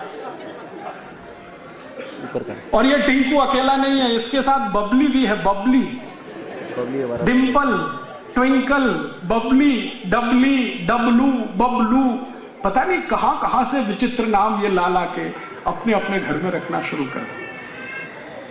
हमारा पता है क्या हुआ? पहचान ही खत्म हो गई। रामदयाल की पहचान है, गायत्री देवी की पहचान है, टिंकू की क्या पहचान है जरा बताइए। रामदयाल गायत्री देवी की पहचान है, बबली डबली की क्या पहचान है, बबलू डबलू की क्या पहचान है। हम लोग इतने मूर्खता में फंस गए, ये सब में अपने जीवन को फंसा दिया। कैसे विचित्र हम हिंदुस्तानी हो गए हैं। हम हिंदुस्तानी ऐसे हो गए हैं कि गाय का कत्ल हो, खून भी नहीं खौलता, पानी हो गया, कुत्ते पाल पाल के रोज सवेरे सवेरे सैर करने जाते हैं। हाँ, मैंने देखा है ये टिंकू पिंकू बबलू डबलू के जो अम्मी पप्पा है ना, मम्मी पप्पा, ये कुत्तों को सवेरे लेके सैर कराने जाते हैं। और मैंने कई ऐसी मम्मियों को देखा है जो अपने घर के बेटे या बेटी को गोद में नहीं उठा सकती, उसको आया उठाएगी, वो कुत्ता लेके सवेरे सवेरे सैर पे जाएगी। हाँ, कुत्ते का पिल्लू बांध के सवेरे जाएगी सैर पर। अपने घर के पिल्लू को नाश्ता देने के लिए भी फुर्सत नहीं है क्योंकि उसको कुत्ता टहलाने के लिए लेके जाना। और वो कुत्ता जात का ही ऐसा है, जहां टांग उठाए वहीं शू कर दे, कोई मैनर्स नहीं, कोई सभ्यता नहीं, कोई संस्कृति नहीं, उसको पकड़ पकड़ के नहीं। और वो कुत्ता भी बड़ा विचित्र है, देख के ही करता है। आपकी कार को देखेगा, चारों तरफ चक्कर लगाएगा, जो कार का पहिया सबसे अच्छा दिखाई देगा उसी पे काम उठाएगा।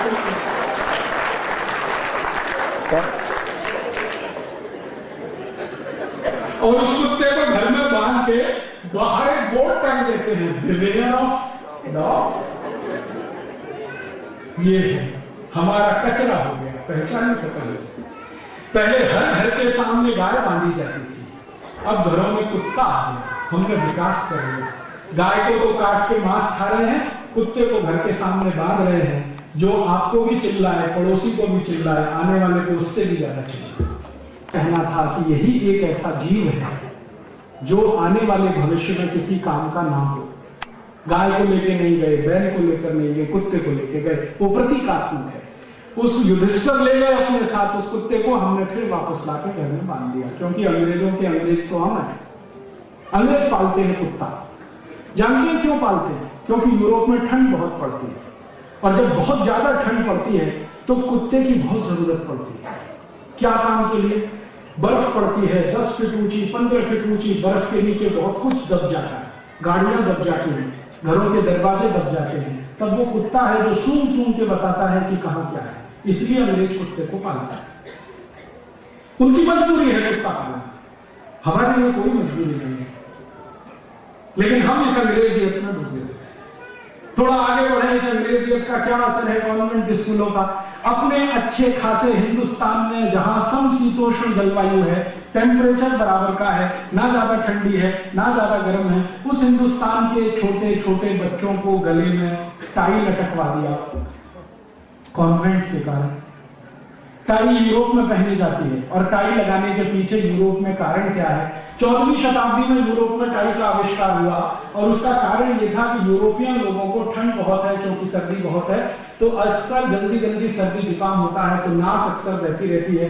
तो बेचारे पुराने जमाने के अंग्रेज क्या करते थे? जेब से कागज निकाल के पोंछ के रखते रहते थे।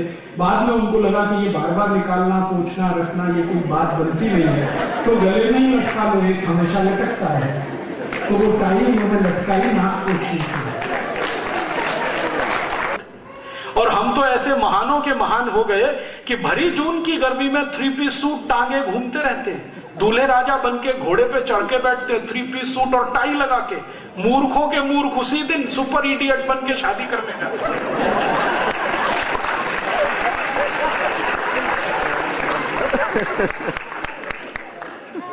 किसी को मैं पूछता हूं, भैया ये शादी का दिन है, इडियट क्यों बन रहे हो?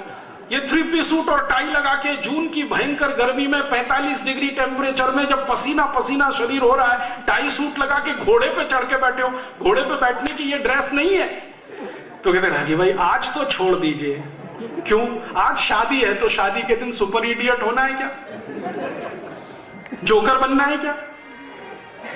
और मैं कभी कभी उनसे कहता हूं कि भैया अगर तुम 3 पीस सूट और टाई लगाते हो तो शादी के समय अपनी पत्नी को मैक्सी पहनाओ या मिडी में लेके आओ। मिडी समझते? हाफ स्कर्ट यहां तक, घुटने के ऊपर तक की स्कर्ट को वहां मिडी कहते हैं। तो मैं कहता हूं मिडी में लाओ अपनी पत्नी को, मैक्सी में लाओ, क्योंकि आप से गृहस्थी।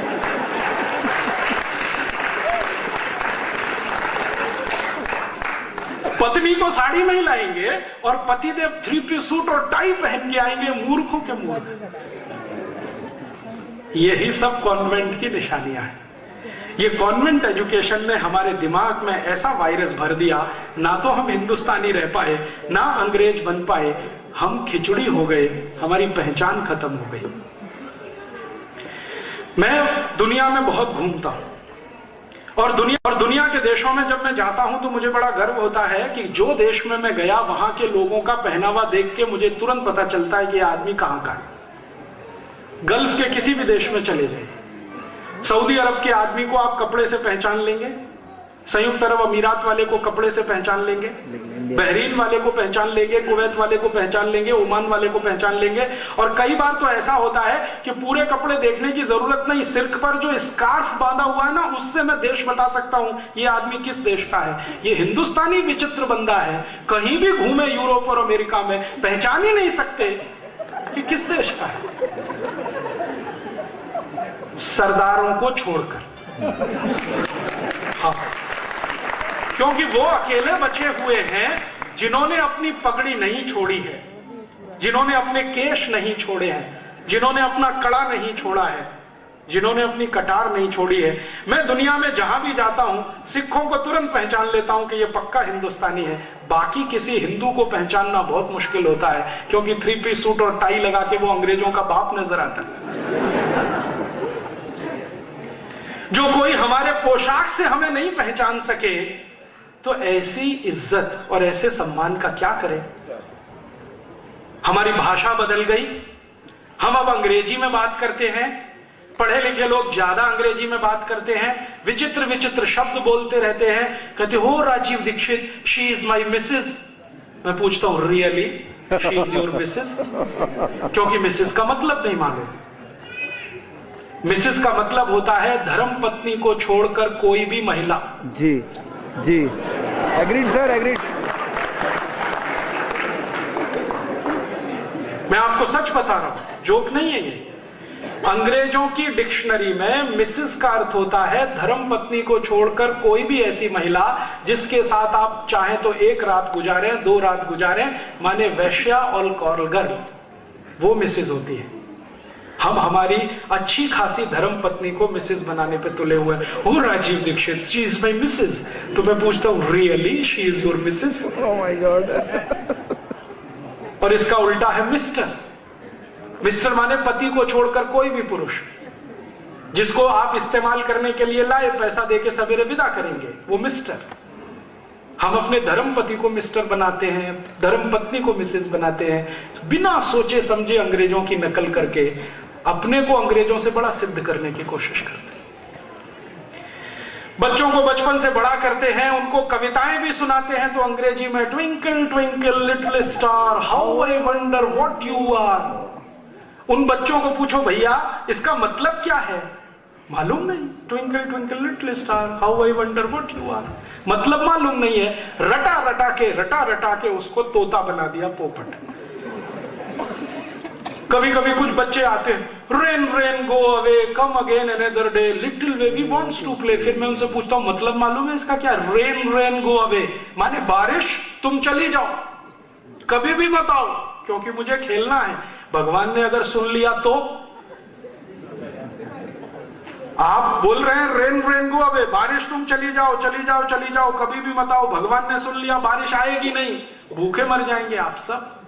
ऐसी उल्टी उल्टी कविताएं क्यों सिखा रहे हैं? Rain rain go away come again again other day. तो आप बोलेंगे जी कौन सी कविताएं सुनाएं? क्या पंजाबी में कोई कविता नहीं है? हिंदी में नहीं है? मराठी में नहीं है? मराठी की एक कविता मुझे याद आती है, बता देता हूं। ये रे पाऊसा तुला दे तो पैसा, पैसा झाला कोटा पाऊस आला मोटा। माने बारिश तुम जल्दी जल्दी आओ, जल्दी जल्दी आओ, ज्यादा ज्यादा आओ, मैं तुमको पैसा दूंगा। ऐसी कविता है मराठी की। ऐसी ही होगी कोई पंजाबी में, ऐसी ही होगी हिंदी में, जिसमें बारिश को हम बुला रहे हैं। रेन रेन गो अवे नहीं सिखा रहे हैं, बारिश तुम चली जाओ। हमारा दिमाग पता नहीं कहां चला गया। ऐसी मूर्खता की कविताएं बच्चों को सिखाते हैं, मूर्खता के स्टेटमेंट उनको बताते हैं। बच्चों को बोलना सिखाते हैं, मम्मी बोल, मां मत बोल, मम्मी बोल। मम्मी का मतलब है मरा हुआ, MUMMY, मम्मी माने मरा हुआ। और डैडी, डैडी माने मरे हुए जैसा। और अब और तरक्की हो गई है, अब बोलते हैं डैड, पूरा ही मरा हुआ।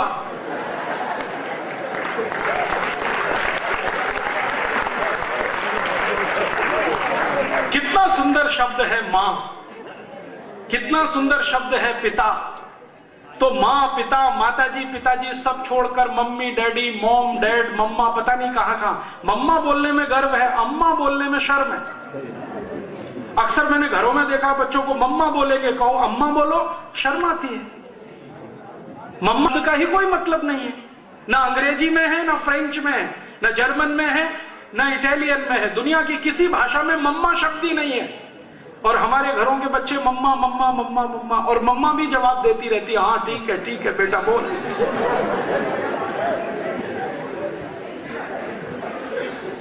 मेरा आपको हाथ जोड़कर विनती है, अपनी पहचान को मत डुबोइए।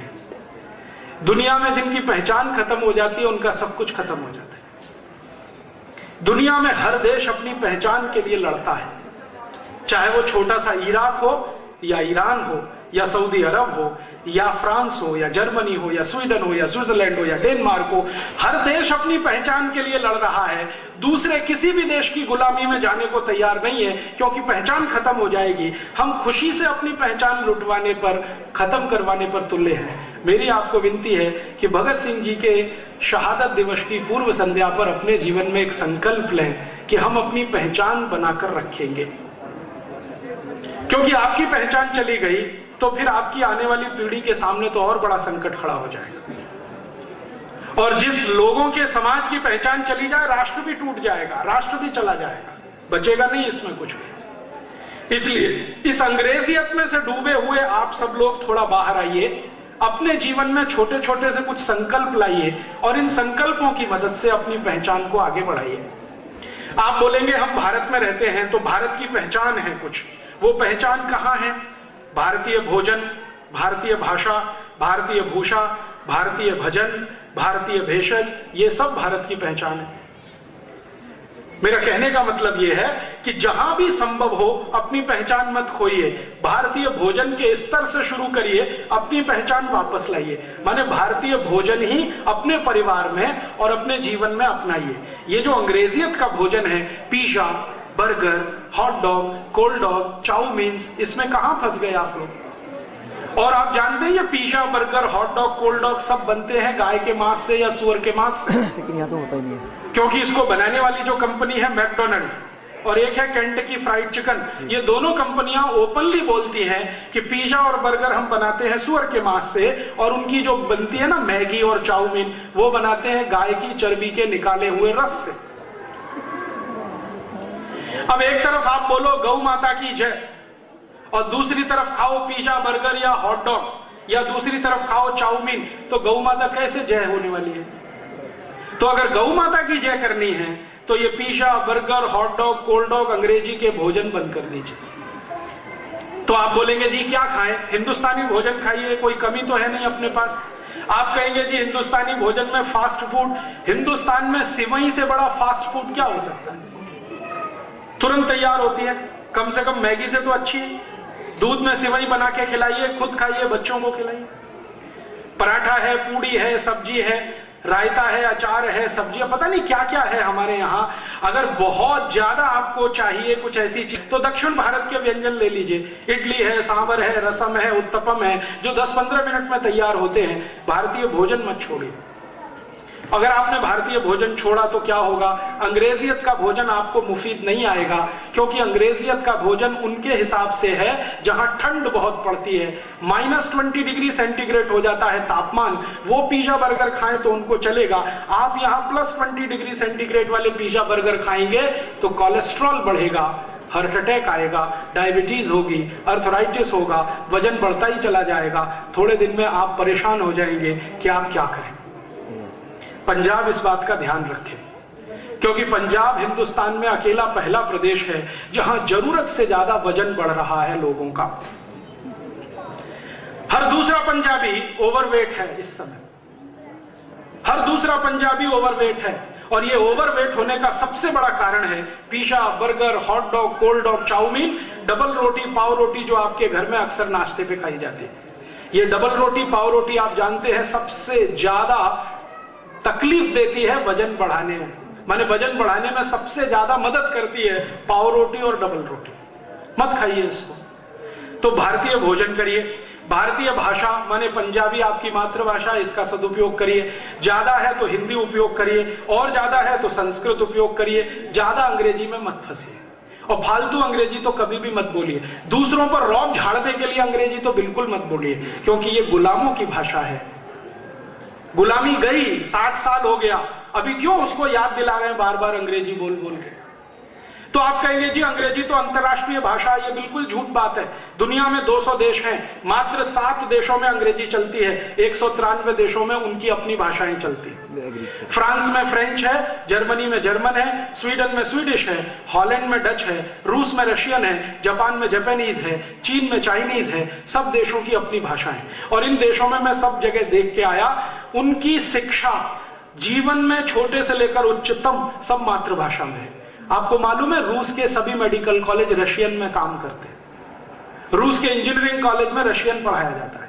फ्रांस के इंजीनियरिंग कॉलेजेस में फ्रेंच में पढ़ाया जाता है। फ्रांस के मेडिकल कॉलेज में फ्रेंच में पढ़ाया जाता है। वहां के जो मैनेजमेंट के इंस्टीट्यूशन है वो भी फ्रेंच में पढ़ाते हैं। फ्रांस मुश्किल से 5 करोड़ लोगों का देश है, लेकिन कभी भी अपनी भाषा नहीं छोड़ता। हम 110 करोड़ वाले अपनी भाषा क्यों छोड़ बैठे?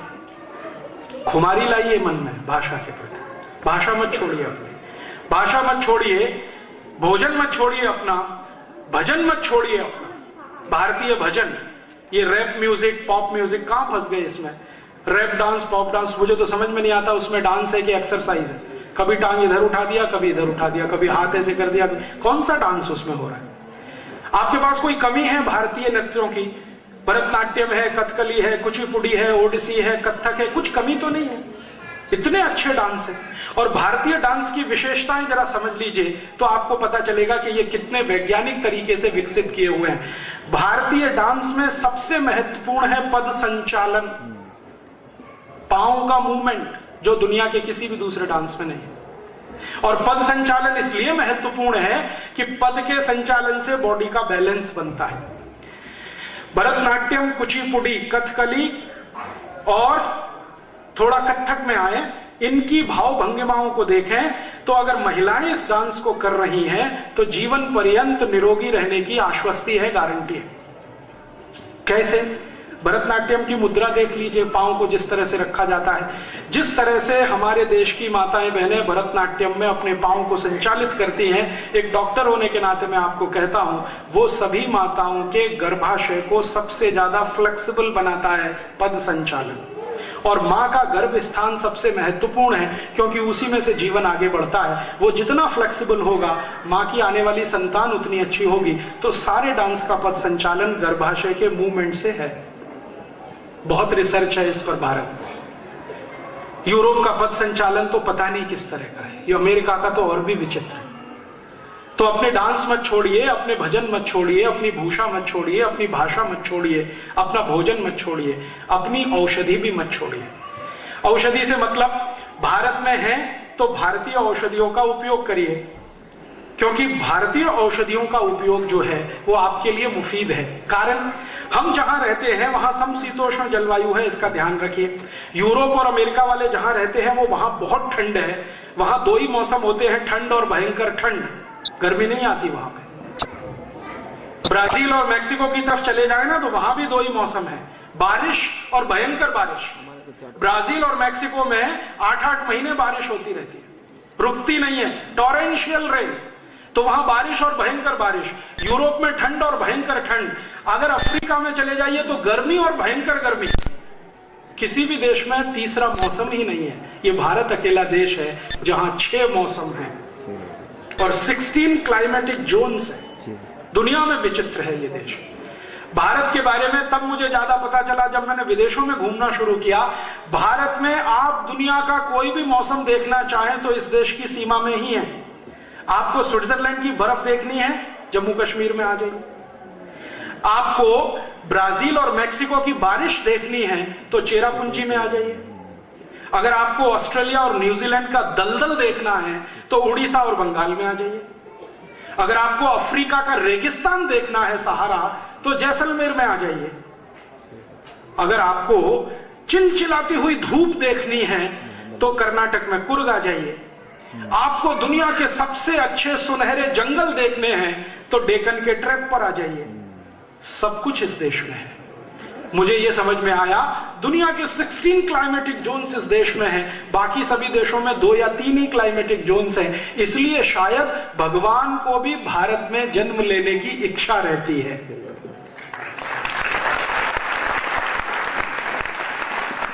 आप बड़े भाग्यशाली हैं जो भारत में जन्म मिला है, क्योंकि इस देश में ईश्वर भी जन्म लेने के लिए मनुष्य के रूप में आता है। दुनिया के किसी दूसरे देश में नहीं है। मौसम बहुत ही अद्भुत है। जिस देश का मौसम विशिष्ट है उस देश के मौसम में होने वाली गतिविधियां भी विशिष्ट हैं। जैसे हम समशीतोष्ण हैं, समशीतोष्ण जलवायु में वायरल और बैक्टीरियल इन्फेक्शन ज्यादा नहीं हो सकता। जहां ठंड बहुत है वहां वायरल और बैक्टीरियल इन्फेक्शन मैक्सिमम होगा। यहां ठंड इतनी नहीं है तो वायरल और बैक्टीरियल इन्फेक्शन सबसे कम होगा। और हमारे यहां तो सूर्य का प्रकाश हर समय उपलब्ध है।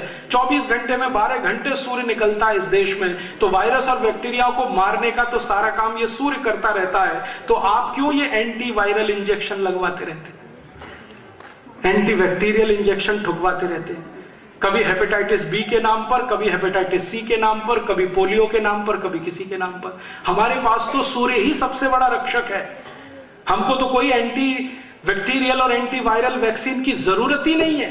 भगवान ने ही हमारी सुरक्षा व्यवस्था करके भेजी है। हम अंग्रेजों की नकल कर करके ठुकवा रहे हैं, कभी ये वैक्सीन, कभी वो वैक्सीन, कभी, और उसी में से दुष्परिणाम आ रहे हैं। और वो दुष्परिणाम है कि आपको जिंदगी में जो रोग कभी होने नहीं चाहिए वो 20-20, 25 साल की उम्र में शुरू हो रहे हैं। अभी 25 साल के लड़के लड़कियों को मैं देखता हूं, कार्डियक अरेस्ट हो रहा है, हार्ट अटैक हो रहा है, अर्थराइटिस हो रहा है, घुटनों का दर्द हो गया, कमर का दर्द हो गया। 20-25 साल में ये रोग कहां से आए? क्योंकि आपको जो इंजेक्शन ठोके गए हैं बचपन से, जिनकी आपको जरूरत नहीं है, उनके दुष्परिणाम। तो मेरी आपको विनती है कि भारत में रहते हैं तो भारत की जलवायु को ध्यान में रखकर अपनी चिकित्सा व्यवस्था करिए। तो आप बोलेंगे जी भारत की चिकित्सा व्यवस्था हम तो जानते नहीं है, पढ़ लीजिए, जानने में आ जाएगी। भारत की चिकित्सा व्यवस्था का नाम है आयुर्वेद। यूरोप और अमेरिका की चिकित्सा व्यवस्था का नाम है एलोपैथी। एलोपैथी कोई महान है और आयुर्वेद कोई नीचा है, मैं ये नहीं कह रहा हूं, या आयुर्वेद महान है एलोपैथी नीची है, वो नहीं कह रहा हूं। भारत के लिए जो सबसे आवश्यक है वो आयुर्वेद है, यूरोप के लिए आवश्यक है वो एलोपैथी है। उनको उनका मुबारक, आप अपना देखिए। तो आप बोलेंगे जी आयुर्वेद का तो अपने को कुछ पता नहीं है। पता कर लीजिए, बहुत आसान है। अभी आयुर्वेद की बहुत सारी पुस्तकें पंजाबी में छप गई हैं, हिंदी में है, मराठी में है, गुजराती में, तमिल में, तेलुगु में, संस्कृत में तो थी ही, अब इन भाषाओं में भी आ गई है। तो आप बोलेंगे नाम ही नहीं पता, नाम सुन लीजिए, मैं सुना देता हूं। बहुत अच्छी आयुर्वेद की पुस्तक है जो सब घर में रहनी चाहिए, उसका नाम है अष्टांग हृदयम। पंजाबी में है, हिंदी में है, मराठी में है, तेलुगु में, तमिल में, कन्नड़ में, 21 भाषाओं में इसका अनुवाद हो चुका है। ये घर में रखिए।